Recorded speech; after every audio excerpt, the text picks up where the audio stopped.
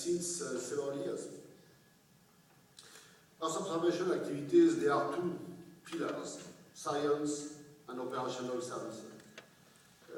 Now it's difficult to draw the borderline between science and operational services. First of all, because we need scientific progress to deliver new services. New services are always coming from the scientific progress. But also the scientific part of Earth observation is the program where we can make technology progress also. Most of the instruments which later on are put on operational satellites are coming from the scientific satellites. Meaning that there is no clear borderline between the scientific part and the services part. And I have heard that, yes, I would not say that we have lost Envisat because Envisat has been operative for 10 years. 2 times its operational life. As I said to my colleagues, imagine that you will live twice your usual life. I think that Envisat has lasted a lot, and we have got a lot of data from Envisat. But Envisat was launched as a scientific satellite, but it had become, step by step, an operational satellite, with a lot of services which were based on Envisat. And this is the reason why, yes, the loss of Envisat is not only a loss for the scientific community, but also a loss for the operational services. So our science program in Earth observation is a fantastic program. I must say that we are launching on average 1 satellite per year. We have launched GOCHE, we have launched MOS, Cryosat, looking at the ocean circulation, looking at the soil moisture and the ice melting. And I hope that we shall launch SWARM as soon as possible, but SWARM is ready to be launched, but the launcher is not totally ready, demonstrating the interest to have a guarantee of access to space for European missions. And then after SWARM, we shall launch IBM Ionius. So we shall have a series of Earth explorers making progress in the knowledge. And from there, we are deriving services. And we have 2 types of operational services, meteorology services, and the services for environment and security. So the meteorology satellites and services, we are developing that together with USAC. And that we have launched MSG3 in July, we have launched the Method B in September, and we need the 2 types of meteorology, the meteorology in geostationary orbit and the meteorology in polar orbit. Because the satellite in geostationary orbit gives you services and forecast for the next hours, while the services from polar orbit are giving you forecast for the next days. And this is complementary to have the 2 types of satellites. And this is the reason why the member states of ESA and USAC are continuing to invest into the 2 types of satellites. They have decided at the last council ministerial level the 3rd generation of Meteosat in geostationary orbit. And I can say that they will decide at the next ministerial the 2nd generation of the meteorology satellite in polar orbit. The second part of the services are the services for environmental security, GMES, that we are developing together with the European Commission. The European Commission is in charge of the services, and we are developing for them the dedicated satellites for GMES with the Sentinel series, and we shall launch Sentinel-1 will be ready for launch next year, and then the others the following year. But there is also contributed missions to GMES, and I would like one of them is that satellite, it's PROBAVI, which will be launched in March 2013. So a lot of efforts made for Earth observation. Now, speaking of Kobani, I cannot forget to mention how important Belgium is for ESA. Among our 20 member states now, since Poland has joined ESA, Belgium has a very specific place. First of all, because Belgium has been a founding member of ESA, and this is already a very important position, but also because the founding place of ESA was Brussels in 1973, under the chairmanship of the Belgian minister. And ESA was born in Brussels in 1973.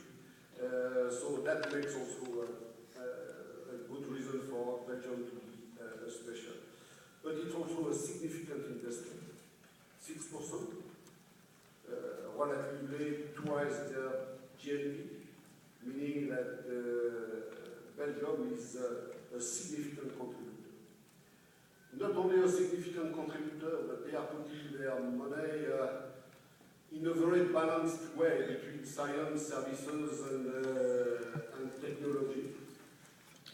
It's normal, Belgium is a country of balance, and that they are putting their money, I would say, in a very consistent way. Because when you are good in science, you can be good in services, and when you are good in technology, you can be good also in services. And I think that this is certainly also very important, not only for Belgium, but also for ESA. And there is unique capabilities also in Belgium that we cannot find elsewhere. And I would like to take the opportunity to mention the Centre Spatial de Liège. This is a laboratory, an institution that ESA cannot make without the Centre Spatial de Liège. As it was recalled yesterday, the instruments of Herschel and Planck were tested in Liège. And as I said in all my speeches, the instruments, it was much easier to make the instruments working and operating in space, because it's cold, than to test them on ground. So the most difficult part of Herschel and Planck was the test on ground. And they were made here in Liège. But we have also next door Rebu. Rebu is very important, and we have a lot of industrial companies. I shall not mention all the list of industrial companies that we need in Belgium. And okay, we have seen them yesterday, 2 astronauts, which are very important. Yesterday, Dirk Freemaut was saying that astronauts are important in space. But I think that they are even more important on the ground, because they are the best ambassadors of space. And when you see the public in front of the astronauts, I think that this is the right time to collect money.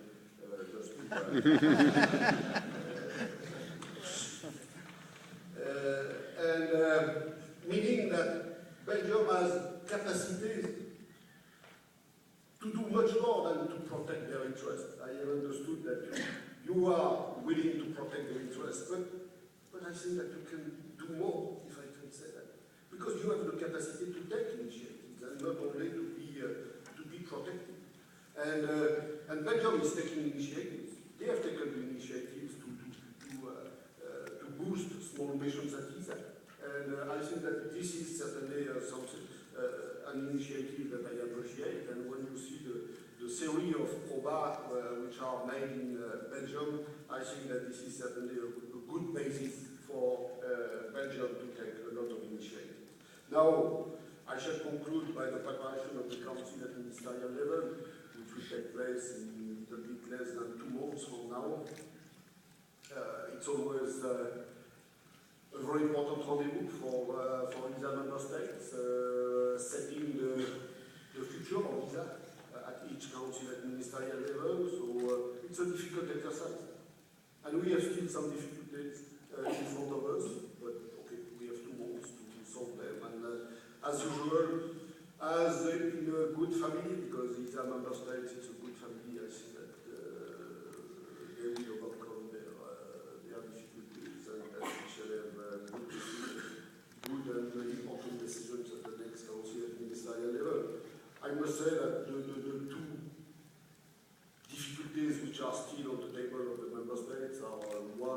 which is a usual one on the International Space Station. I must say, since I am at ESA, there is always some discussions on the International Space Station. It's normal. This is a big program with 4 other partners, so I think that, but I am sure that we shall overcome these difficulties, and maybe a little more difficulty today on launch services and access to space. A lot of discussions. I think that we are at the end of a cycle in the launch service in Europe because we have a fantastic launcher with Ariane 5, 50 successful launches. We have now Vega, we have Soyuz in the French Guiana. This is the right time to look at what is the next cycle, and we are working on that, and I am sure that at the end there will be a good decision taken by the ESA member states. Now, the best way to have good decisions is to build up a consensus among member states, but also a consensus among industrial companies, among scientists, and this is how the family can prepare good decisions is to build up a consensus. And the best way to build up a consensus is to continue the dialogue. And today, this is certainly a good place to develop a dialogue between the representative of member states, and I see several of them in the room, the European Commission, industrial companies, and scientists. So I wish that this day is a day of consensus, so don't spare your time.